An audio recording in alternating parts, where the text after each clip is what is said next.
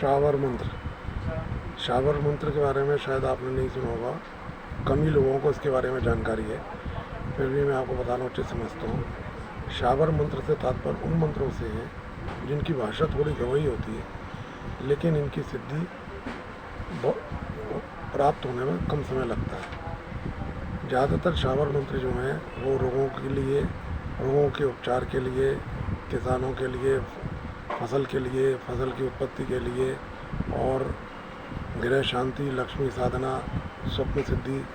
आदि अनेक प्रकार के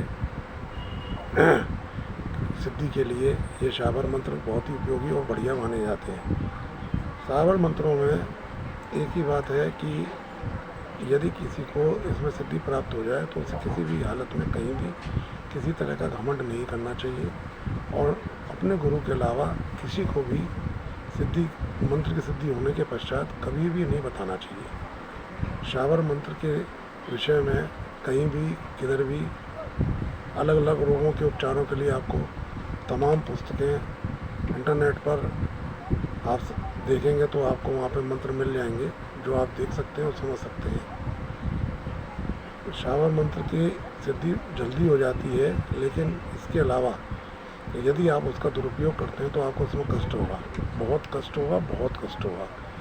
दुरुपयोग से मेरा तात्पर्य है कि आप है ना शावर मंत्र की सिद्धि होने के पश्चात यदि आप किसी की, जैसे उदाहरण के तौर पर पीलिया रोग का उपचार करते हैं, या सर्पदंश सांप के काटे जाने का उपचार करते हैं, या मिर्गी की बीमारी का उपचार करते हैं, ऐसी स्थिति में यदि आपको इसकी सिद्धि प्राप्त हो गई है, आप उसका मंत्र के द्वारा उपचार करने में समर्थ हैं, और यदि आप किसी का उपचार करते हैं उसके पश्चात आप उससे पैसे लेते हैं या उपचार करने में आनाकानी करते हैं, उससे चक्कर लगवाते हैं, ऐसी स्थिति में ये सिद्धि तो जाएगी जाएगी,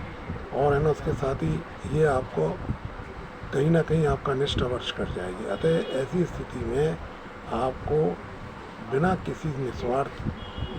स्वार्थ के बिल्कुल निस्वार्थ भावना से इसकी सेवा करनी है, और जो उसके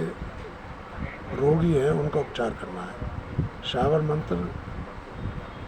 एक ऐसे मंत्र हैं जिनके बारे में आपने इसका बहुत कम सुना होगा, लेकिन इनकी उपयोगिता बहुत अधिक है।